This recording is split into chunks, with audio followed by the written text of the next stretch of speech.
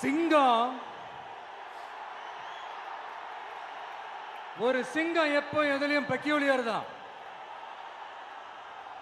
ஒரு முறை சிங்கம் கர்ஜிச்சதுன்னா அந்த சவுண்ட்ல ஒரு 8 கிலோமீட்டருக்கு சும்மா அதிரும், எல்லா திசைகளும் அதிரும். அப்படிப்பட்ட அந்த சிங்கம் வேட்டைக்கு மட்டும்தான் வெளியில வரும், வேடிக்கை பார்க்கறதுக்கெல்லாம் வெளியில வராது. வேட்டையில கூட உயிரோடு இருக்கிற மிருகங்களை தான் வேட்டையாடும். அதுலயும் பெரும்பாலும் தன்னை விட பெரிய சைஸ் உள்ள மிருகங்களை தான் குறி வச்சு தாக்கும், ஜெயிக்கும். எவ்வளவு பசியில் இருந்தாலும் உயிர் இல்லாததை, கெட்டு போனதை தொட்டு கூட பார்க்காது. அப்படிப்பட்ட அந்த சிங்கம் அவ்வளவு ஈஸியா எதையும் தொடாது, தொட்டா விடாது. காட்டோட 4 பக்கமும் மார்க்கிங் மை டெரிட்டரின்னு தன்னுடைய பவுண்டரியை தானே வகுக்கும். அப்படிதான் அந்த காட்டையை தன்னோட கண்ட்ரோல்ல வச்சிருக்கும்.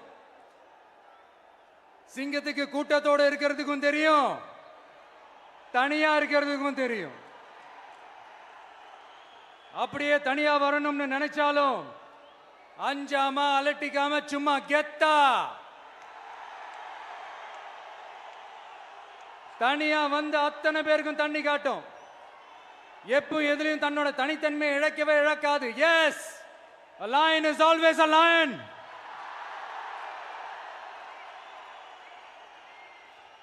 There are so many jackals and other animals in the forest, but there will be only one lion. And even if it is single, it will be the king of jungle. It is not only a description but also a clear declaration. சிங்கத்தை பத்தி பேசிட்டு நம்ம சிங்க குட்டிகளையும் சிங்க பெண்களையும் பத்தி நம்ம பேசாம இருக்க முடியுமா? அவங்கள எப்படி நான் மறப்பேன்? அவங்க தான் என்னுடைய உயிராச்சே, என் நெஞ்சில் குடியிருக்கும்.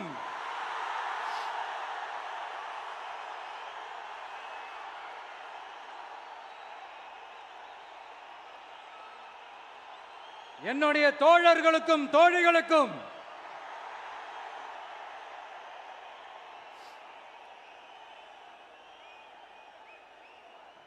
நேர்ல வர முடியாத சூழல்ல வீட்டில் இருந்துகிட்டே நம்மளோட இந்த மாநாட்டில் நேரலை வாயிலாக கலந்துகிட்டு இருக்கிற என்னுடைய அம்மாக்கள், அக்கா தங்கைகள், அண்ணன் தம்பிகள், நண்பர்கள் அனைவருக்கும் என்னோட உயிர் வணக்கம். என்னோட உயிர் வணக்கம், என்னோட உயிர் வணக்கம்.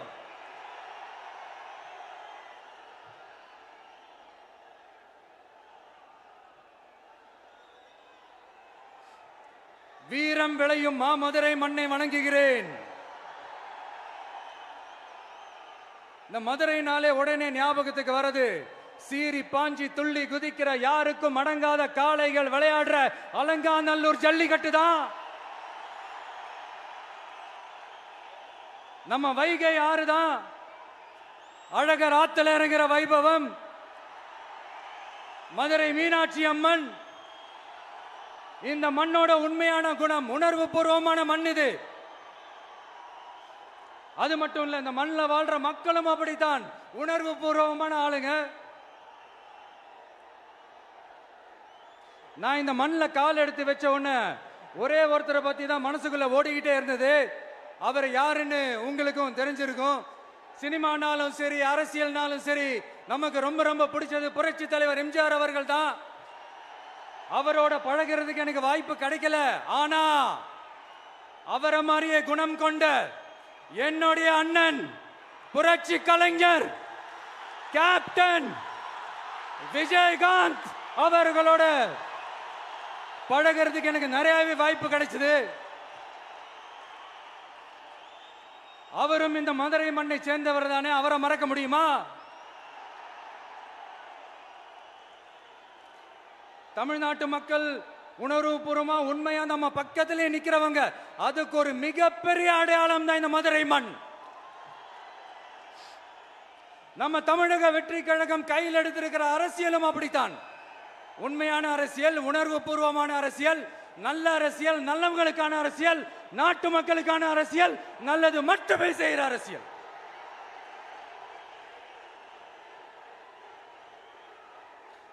இதோ நம்மளுடைய இந்த இரண்டாவது மாநில மாநாடு வாகை சூடும் வரலாறு திரும்புகிறது.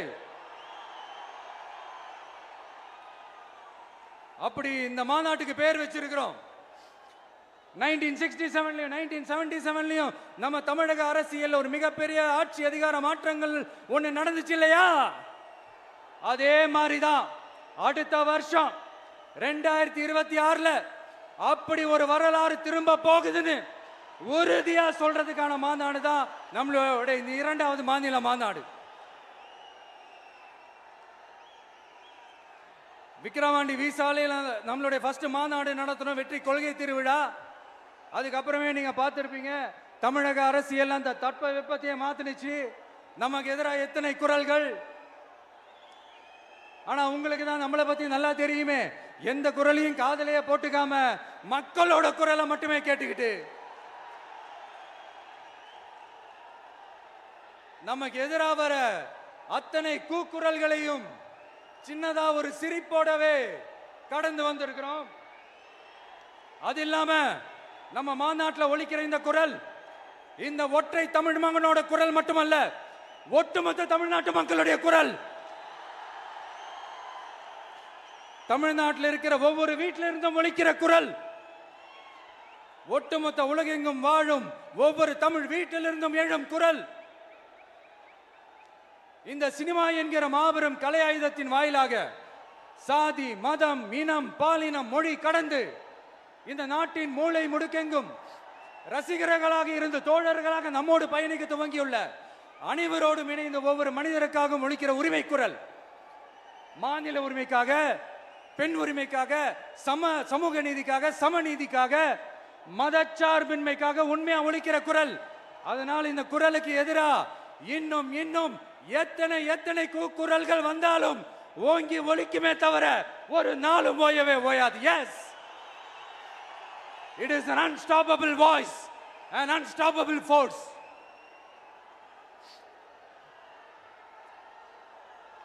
நம்ம அரசியலுக்கு வர்றதுக்கு முன்னாடி அட இவரெல்லாம் வர மாட்டாரியா, அவரே வரல, இவரே வரல, இவருங்க வர போறாரு அப்படின்ட்டு நிறைய பேர் ஜோசியம் சொன்னாங்க.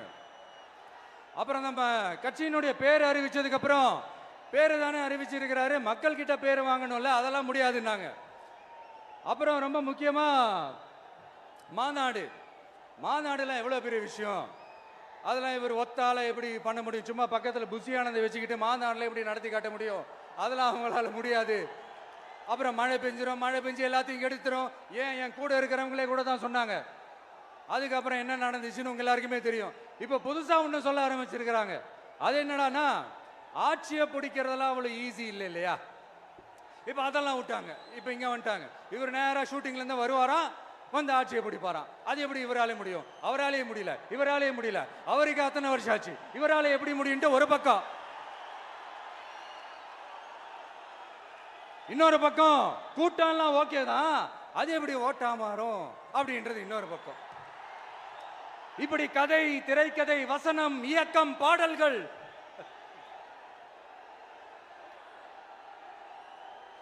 அதனால இந்த அரசியல் ஆய்வாளர்களுக்கு நான் சொல்றதெல்லாம் ஒன்னேதான், நல்லா கேட்டுக்கங்க. இந்த விஜய் ஏதோ இந்த பல லட்சம் பேர் கூடுற கூட்டத்தில் மட்டுமே இருக்கிறாரு அப்படின்னு மட்டும் தப்பு கணக்கு போட்டாதீங்க. ஏன்னா நம்மளுடைய இந்த கூட்டம் வெறும் ஓட்டா மட்டும் இல்லைங்க, வரப்போற தேர்தலில் மக்கள் விரோத ஆட்சியாளர்களுக்கு நாம வைக்க போற வேட்டா, நம்மளை கோட்டைக்கு அனுப்ப போற ரூட்டா இருக்க போதுன்னு சீக்கிரமாவே தெரிஞ்சுப்பீங்க.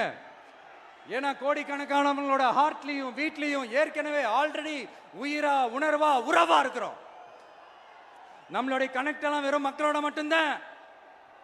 நாம யாருன்னு அவங்களுக்கு தெரியும், அவங்க யாருன்னு நமக்கு தெரியும். நாமளும் நம்ம மக்களும் எப்படி இருக்கிறோம்னு எதிரிகளுக்கு நல்லாவே தெரியும்.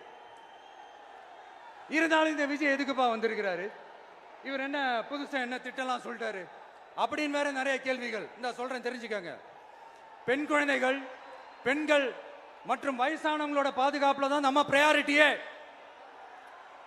அடுத்து இளைஞர்கள், உழவர்கள், உழைப்பாளர்கள், நெசவாளர்கள், மீனவர்கள், ஆதரவற்ற முதியோர்கள், மாற்றுத்திறனாளிகள், மூன்றாம் பாலினத்தவர்கள்னு இன்னும் இங்க யாருக்கெல்லாம் கவர்மெண்டோட ஒரு ஸ்பெஷல் அட்டென்ஷன் தேவையோ அவங்க எல்லாருக்குமான ஒரு கவர்மெண்ட் அமைக்கிறது தான் நம்ம இலக்கே. நான் ஏற்கனவே சொன்னதை தான் இங்க நான் திரும்பவும் சொல்றேன். நம்மளுடைய இந்த தமிழக வெற்றி கழகம் ஏதோ அரசியல் ஆதாயத்துக்காக தொடங்கப்பட்ட கட்சியெல்லாம் கிடையாதுங்க. கொள்கை கோட்பாடுகளோடு தந்தை பெரியார், பெருந்தலைவர் காமராஜர், அண்ணல் அம்பேத்கர், வீரமங்க வேலு நாச்சியார், மக்கள் சேவகர் அஞ்சலை அம்மாள், நம்மளுடைய 5 கொள்கை தலைவர்களோட வழிகாட்டுதல்களோடு தொடங்கப்பட்ட கட்சி. நம்ம ஸ்டாண்ட்ல நாம எப்பவுமே ஸ்ட்ராங்கா தாங்க இருக்கிறோம். அதுல எந்த மாற்றத்துக்கோ எந்த சமரசத்துக்கோ துளி கூட இடமில்லை. நம்மளுடைய ஒரே கொள்கை எதிரி பாஜக தான். நம்மளுடைய ஒரே அரசியல் எதிரி திமுக தான். எப்படி?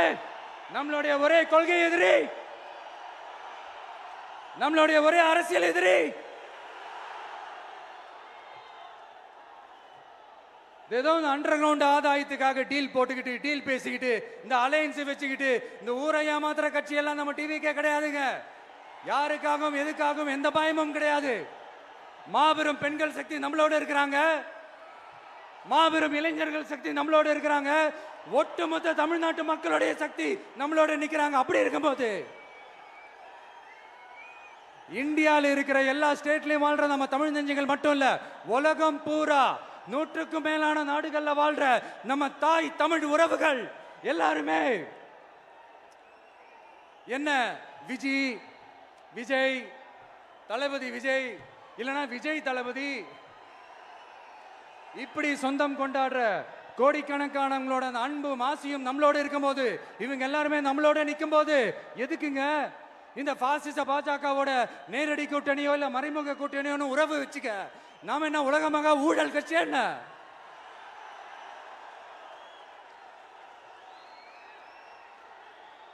நம்மளை பத்தி சின்னதா ஒரு உண்மை ஒண்ணு சொல்லலாமா? என்னடா இவர் வாயால இப்படி சொல்றாருன்ட்டு யாரும் தவறா நினைச்சுக்க வேணாம். ஏன்னா இது ஒரு விதத்துல ஒரு ஃபேக்டும் கூட. அதனாலதான் நான் சொல்லணும்னு ஆசைப்படுறேன். நம்ம யார் தெரியும்ல? நாம எல்லாருமே சொல்றேன். நாம யார் தெரியும்ல? இந்தியாவின் மாபெரும் மக்கள் சக்தி கொண்ட ஒரு மகத்தான வெகுஜன மக்கள் படை.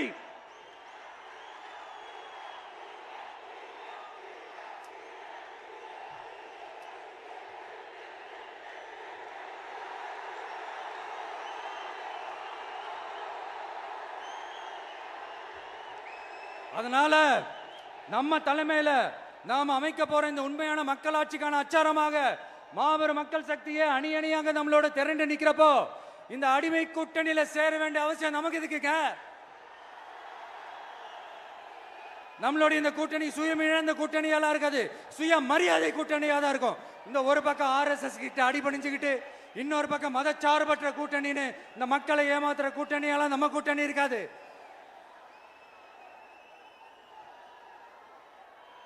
நான் இப்பவும் சொல்றேன், நம்மளை நம்பி வர்றவங்களுக்கு ஆட்சியிலும் அதிகாரத்திலும் உறுதியாக பங்களிப்பு செய்யப்படும். உடனே இந்த கேள்விகள்லாம் வரும். அப்ப யாரு கூட்டணி, யாரு வரா, யாரு போறா, இந்த கேள்விகள்லாம் வரும். இந்த கேள்விகளுக்கெல்லாம் ஒரே ஒரு பதில் தான், சஸ்பென்ஸ்ல சஞ்சாரம் செய்யுங்க. ஆனா ஒண்ணு, 2026ல 2 பேருக்கு நடுவுல தான் போட்டியே. ஒன்னு டிவிகே, இன்னொன்னு டிஎம்கே. இந்த போட்டி எப்படி இருக்க போதுன்னா, இந்த அலையன்ஸை வச்சு எப்படியாவது நம்ம தப்பிச்சிடலாம். என்ன இந்த பழைய இந்த மேத்தமேட்டிக்ஸ், அரித்மேட்டிக்ஸ் இதெல்லாம் வச்சு எப்படியாவது நம்ம தப்பிச்சிடலாம் அப்படின்னு நினைக்கிறவங்களோட அந்த கனவு ஒரு நாளும் மைப்படாது. சரி, இப்ப நம்ம வேற ஒரு ஏரியாவுக்கு ஒன்று வருவோம். எதிர்காலம் வரும், என் கடமை வரும், இந்த கூட்டத்தின் ஆட்டத்தை ஒழிப்பேன்.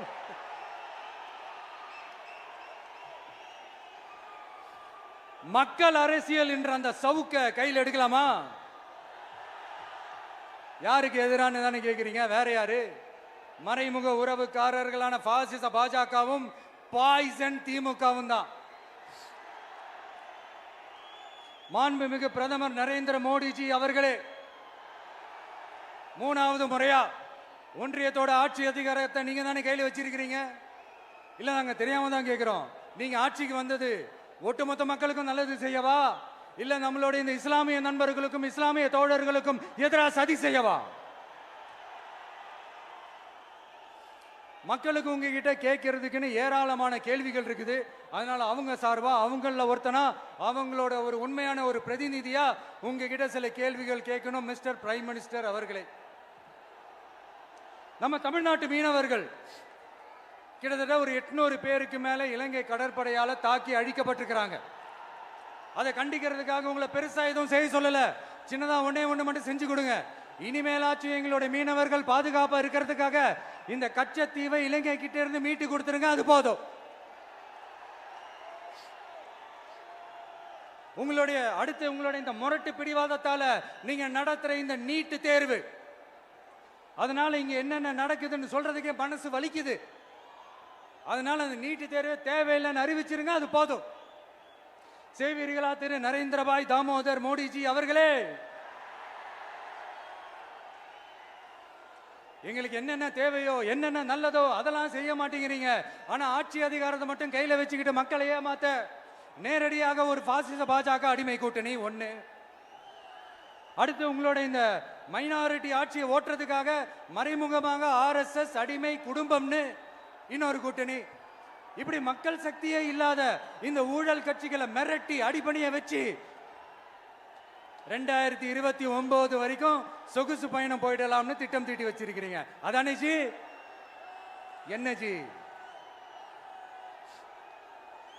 ஒண்ணு மட்டும் சொல்றேன், தெரிஞ்சுக்கங்க. என்னதான் நீங்க இந்த நேரடி மறைமுக கூட்டணி குட்டிகரணம் போட்டாலும் தாமரை இலையில தண்ணியே ஒட்டாது. தமிழக மக்கள் மட்டும் எப்படி ஒட்டுவாங்க?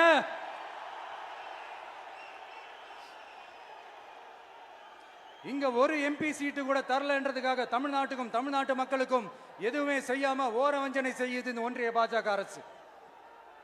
சங்கம் வச்சு தமிழ் வளர்த்த மண் இந்த மதுரை மண். அதனால இங்க அந்த கீழடியில கிடைச்ச ஆதாரங்களை எல்லாம் மறைச்சிட்டு எங்க நாகரிகத்தையும் எங்க வரலாறையும் அழிக்கிறதுக்காக உள்ளடி வேலை செய்யலாம்னு நினைக்கிறீங்க. தமிழ்நாட்டை தொட்ட என்ன நடக்கும் நீங்க பல உதாரணங்கள் இருக்குது. அதனால இதையெல்லாம் மறைச்சிட்டு எங்க மக்களை ஏமாத்திடலாம்னு மட்டும் நினைக்காதீங்க. மத நல்லிணக்கத்திற்கு பெயர் பெற்ற இந்த மதுரை மண்ணிலிருந்து சொல்றேன், உங்க எண்ணமெல்லாம் ஒரு நாளும் ஈடேறாது.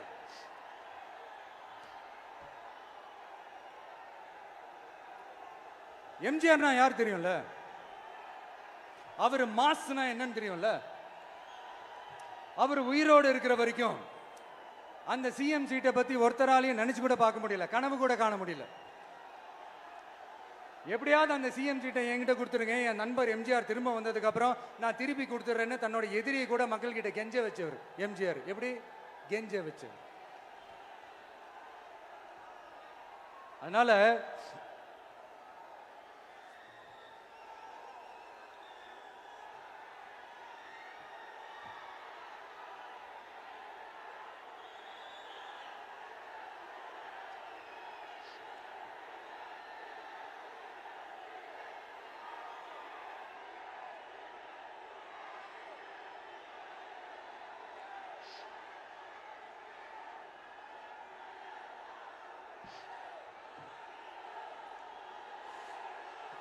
ஆனா இப்போ அவர் ஆரம்பிச்ச அந்த கட்சியை, எம்ஜிஆர் அவர்கள் ஆரம்பிச்ச அந்த கட்சியை கட்டி காக்கிறது யாரு? இன்னைக்கு அந்த கட்சி எப்படி இருக்குது அதை நான் சொல்லிதான் உங்களுக்கு தெரியணுமா? அப்பாவி தொண்டர்கள் அதை வெளியில சொல்ல முடியாம வேதனையில தவிக்கிறாங்க. 2026 சட்டமன்ற தேர்தலில் யாருக்கு ஓட்டு போடணும், எப்படிப்பட்ட ஆட்சி இங்க அமையணும்னு அந்த அப்பழுக்கற்ற அந்த தொண்டர்களுக்கும் ரொம்ப நல்லாவே தெரியும். அதனால என்ன வேஷம் போட்டுக்கிட்டு பாஜக இங்க தமிழ்நாட்டுக்குள்ள வந்தாலும் அவங்க வித்தை எல்லாம் இங்க வேலைக்கே ஆகாது. இப்படி பொருந்தா கூட்டணியா இந்த பாஜக கூட்டணி இருக்கிறதுனால இப்ப ஆட்சியில இருக்கிற இந்த வெற்றி விளம்பர மாடல் திமுக என்ன செய்யுதுன்னு தெரியும்ல? பாஜகவோட உள்ளுக்குள்ள ஒரு உறவை ஒன்று வச்சுக்கிட்டு வெளியில எதிர்க்கிற மாதிரி ஒரு டிராமா ஒன்று பண்ணிக்கிட்டு எதிர்கட்சியா இருந்தா போங்க மோடின்னு பலூன் விடுறது, ஆளுங்கட்சியா இருந்தா வாங்க மோடின்னு கொடை பிடிச்சுக்கிட்டு கும்பிடு போடுறது. இது மட்டுமா? ஒரு ரைடுன்னு ஒன்று வந்துட்டா போதும், இது வரைக்கும் போகவே போகாத ஒரு மீட்டிங், அதை காரணம் காட்டி டெல்லிக்கு போறது, அங்க ஒரு சீக்கிரட் மீட்டிங் நடத்துறது. நல்லா நோட் பண்ணணும் மக்களே, அந்த மீட்டிங் அப்புறம் இந்த இஷ்யூ அப்படியே காணாம போயிருக்குமே. அதேதான் அதேதான். Stalin uncle, what uncle is very wrong uncle.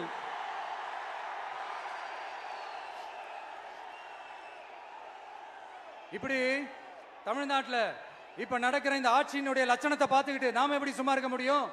ஒரு தவறு செய்தால், அதை தெரிந்து செய்தால், அவர் கபட நாடக மு க ஸ்டாலின் அங்கிளாகவே இருந்தாலும்